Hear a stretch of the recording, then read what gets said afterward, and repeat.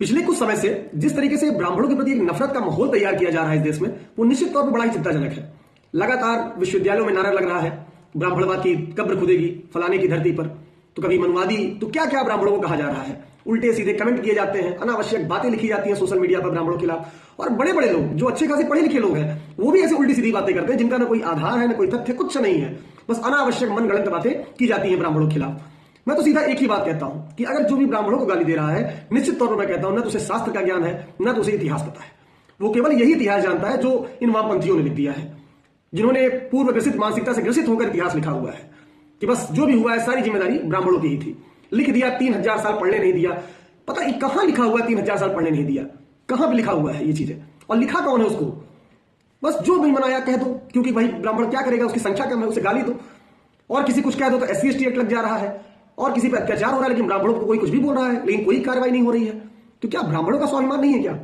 क्या अभिव्यक्ति की आजादी केवल और लोग को ही प्राप्त है, ब्राह्मणों को नहीं प्राप्त है अभिव्यक्ति की आजादी? अच्छे खासे पढ़े लिखे लोग किताबें लिख रहे हैं फालतू फालतू की, बिना किसी तथ्य के, उनका प्रकाशन किया जा रहा है, उनका विमोचन किया जा रहा है। बड़े बड़े प्रोफेसर आके उल्टा सीधा बातें कर रहे हैं ब्राह्मणों के बारे में। क्या तर्क है आपके पास? आप बैठिए, हमारे जो भी हमारे जानकार है ब्राह्मणों में, जो हमारे शास्त्र के ज्ञाता है, उनके सामने आप बैठिए, आप करिए तर्क वितर्क, तब वो समझ आता है। आप जाने कुछ नहीं, बस केवल और केवल नफरत फैला रहे हैं आप ब्राह्मणों के खिलाफ कि ब्राह्मण ऐसा, ब्राह्मण वैसा। ब्राह्मणों ने बहुत कुछ दिया है इस देश को।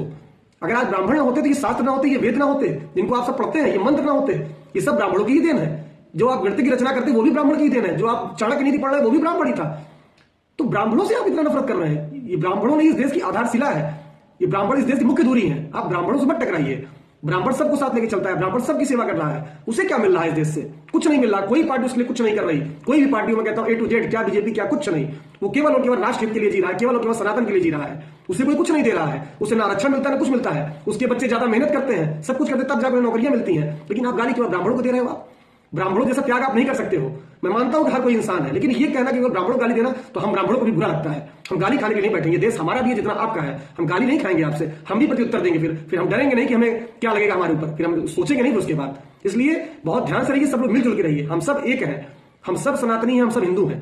हमें एक होकर रहना, हमें लड़ना नहीं एक दूसरे से।